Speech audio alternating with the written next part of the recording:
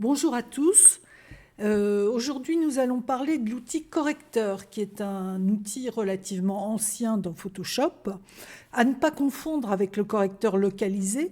On verra que ça ne fonctionne pas du tout de la même façon, même s'il y a quelques liens, et notamment au niveau de la petite icône qui ressemble beaucoup. Donc si je vais à gauche dans la barre d'outils, là j'ai mon correcteur localisé, je fais un petit clic droit sur la flèche et je trouve juste en dessous l'outil correcteur. Voilà. Comment ça fonctionne l'outil correcteur? En fait, ça va avoir un usage de retouche des imperfections, comme tous les outils de nettoyage. Et notamment, ça va avoir un effet très efficace sur les rides, sur les cicatrices, sur tous les petits défauts de l'image, voire sur les rayures. Principe de l'outil correcteur, on va travailler sur deux zones. On a la zone à échantillonner et la zone à améliorer. Si je prends mes deux zones ici, sur deux images différentes, peu importe, ça peut être la même image, ça peut être deux images différentes. Là, j'ai ma zone à échantillonner et là, je vais avoir ma zone à récupérer. Si je clique dans ma zone à échantillonner, voilà, j'identifie la zone à échantillonner, je vais dans la zone à récupérer et là, je vais dessiner, je vais peut-être prendre un pinceau plus grand, voilà. Et là, je vais dessiner, en fait, la structure, la texture qui était sur la zone à échantillonner, tout en conservant la couleur et la luminosité de mon image actuelle, de ma zone à améliorer.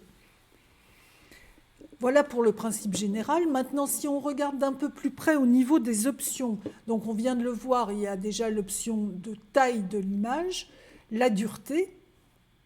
Donc la dureté, comme d'habitude, c'est en fait la netteté des contours, donc ça va être à choisir un peu en fonction de l'image qu'on a devant les yeux. Le pas, on le garde à 25, c'est le pas par défaut.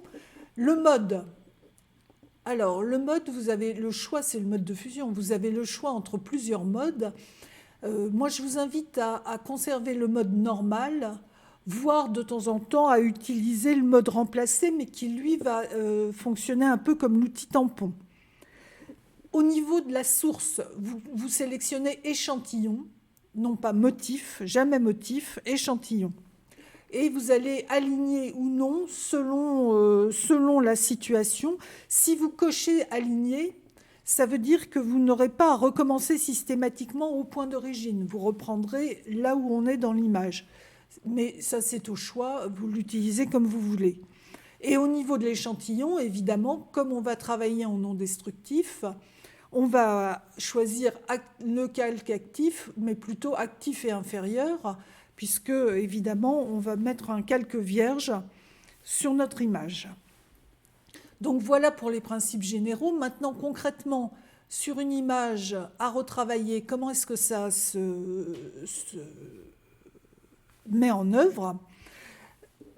Première chose à faire, toujours notre calque vierge pour protéger notre image. J'ai choisi mon outil correcteur, pardon. Je choisis une épaisseur qui va être plus petite. Voilà, ça doit me suffire. Je vais essayer d'enlever les grosses rides qu'on a entre les yeux. Voilà, je suis bien en mode normal, je suis bien en échantillon, je suis bien en actif et inférieur, donc tout va très bien. Maintenant, il faut que j'identifie, que je dise à Photoshop quelle est la zone à échantillonner. Alors, quelle va être cette zone? Imaginons que ce soit une zone par ici où il y a peu de rides. Pour lui signaler que c'est la zone à échantillonner, je clique sur Alt et un clic. Voilà, Alt et un clic. Et je viens sur ma ride et je peins sur ma ride. Donc on voit à gauche, le petit plus qui va me dire à quel endroit je prends. Donc attention, il faut, pour bien fonctionner, il faut définir la zone très régulièrement. Donc je vais changer ma zone, Alt-clic, Je reviens sur ma ride. Voilà, très bien. Je viens sur la deuxième ride. Voilà, très bien. Et donc, on peut voir, si on fait un avant-après, on voit que les rides, tout en conservant une texture de peau qui est très proche du reste du visage, on n'est pas dans du lisse parfait, parce que ça n'aurait aucun sens sur le visage d'une dame âgée. Mais on a quand même gommé très largement les grosses rides qu'on avait entre les deux yeux. Voilà le fonctionnement général de l'outil correcteur.